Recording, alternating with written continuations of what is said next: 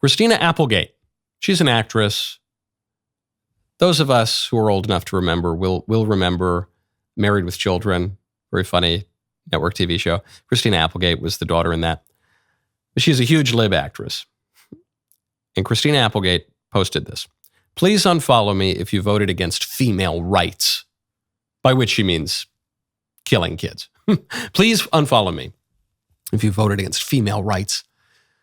Against disability rights. What does that have to do with anything? I have no idea. Yeah, that. Unfollow me. Because what you did is unreal. Don't want followers like this. So yeah, done.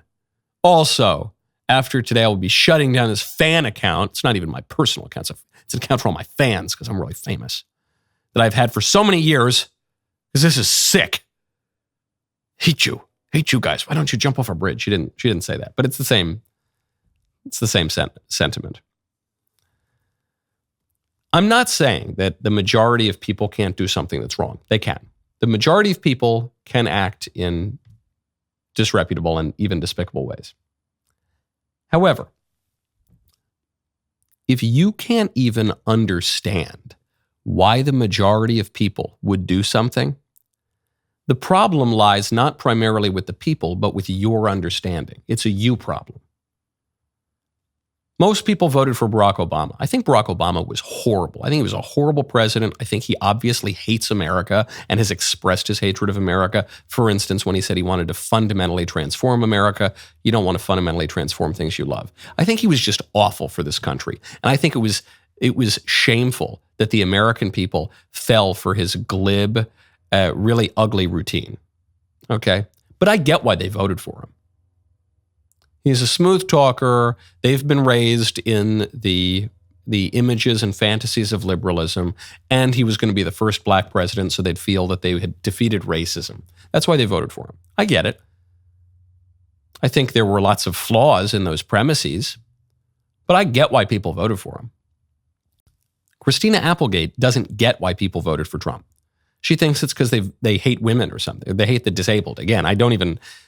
At least when they say, if you vote for Trump, you hate women, what they're saying is that women's rights equals murdering babies. A flawed premise, but that's what they think. Disabled? I don't even know what this woman's talking about. She doesn't even know what she's talking about. But this is just my charitable advice, a little bit, for those libs out there who are not going to skip Thanksgiving, who are not going to write off their conservative relatives or tell their Trump voting parents to go jump off a bridge. My advice to you is this. If you cannot even fathom why someone would vote for Trump, much less why most Americans would vote for Trump, much less why 1 in 5 black men would vote for Trump. I thought we were told Trump is racist. Much less why 46%, almost half of Hispanics, both sexes, would vote for Trump. Much less why even young single women are moving more in the Trump camp and why married women voted for Trump. If you can't understand that, maybe it's a you problem. Maybe there's a failure of your intellect and your imagination. Maybe it's a failure of knowledge. You know what I suspect a lot of it comes down to? I suspect a lot of it is you only consume the fake news. You listen to the New York Times.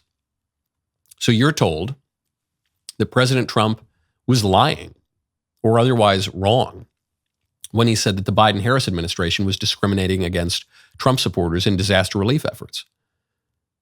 However, we now know, FEMA has confirmed that actually the Biden-Harris administration did actively discriminate against Trump supporters when providing potentially life-saving disaster relief.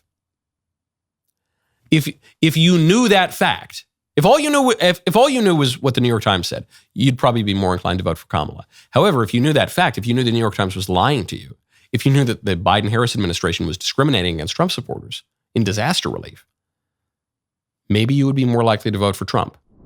Go to puretalk.com/Knowles. Did you know that Pure Talk, my cell phone company, supports veterans? As a veteran-led company, it is their passion project.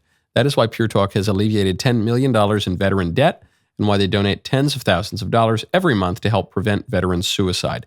They just donated $50,000 to MicroWorks, providing scholarships to veterans learning the trades after active duty. Time to jump ship from Verizon, AT&T, and T-Mobile. There is a better option.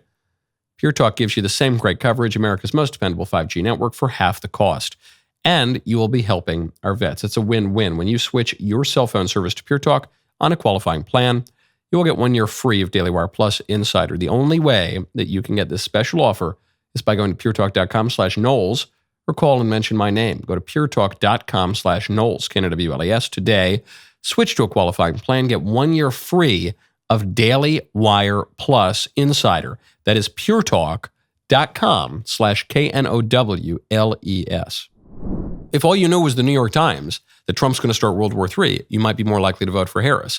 If you knew the facts, which is that Trump brought relative peace, a greater, more widespread, deeper sort of peace to geopolitics than we've seen maybe in my entire lifetime, certainly over the last 20 years, you might be more likely to vote for Trump. I think even when you think about the lies that were exposed, how the media was so caught with its pants down, maybe the greatest example of that was the assassination attempt over the summer. Because the media had been saying with a drumbeat consistently for years, Trump is a threat to democracy. Trump is a threat to our republic. Trump is going to lead to violence in the streets.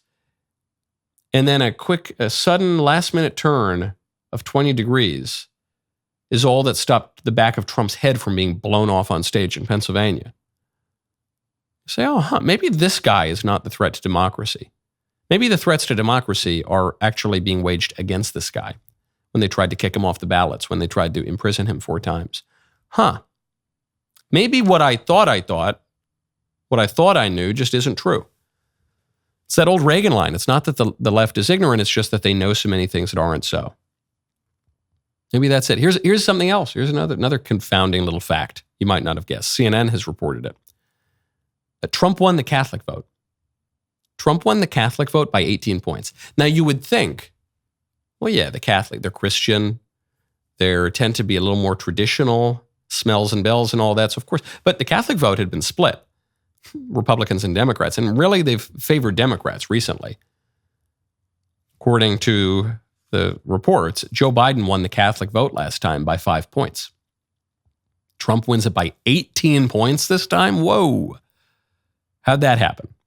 Well, it might have something to do with Kamala cutting through the BS. The media saying, no, it's the left isn't anti-Christian. No, the left is to be a good Christian, actually, you need to vote for abortion and the end of marriage. No, of course. But then Kamala's out there to rally. She said, hey, you Christians who just said Jesus is Lord, yeah, you're at the wrong rally. Yeah, you need to go to that Trump rally. You're at the wrong rally. We don't do that here. We don't believe that here. On top of that, you would say Joe Biden is at least nominally Catholic. Kamala's not even nominally Catholic. Kamala skipped the Al Smith dinner, the classic event, the Catholic charity dinner that presidential candidates traditionally go to. Also, as the number of self-identifying Christians shrink, which is happening all throughout the West and in America, I think it stands to reason that the proportion of Christians, and in this case, quite specifically Catholics, who take the faith seriously, will grow. And they're going to get more trad. They're going to get more based. This was Alexei de Tocqueville's prediction in Democracy in America. He said, as America grows, as it develops, religion is going to trend in one of 2 ways.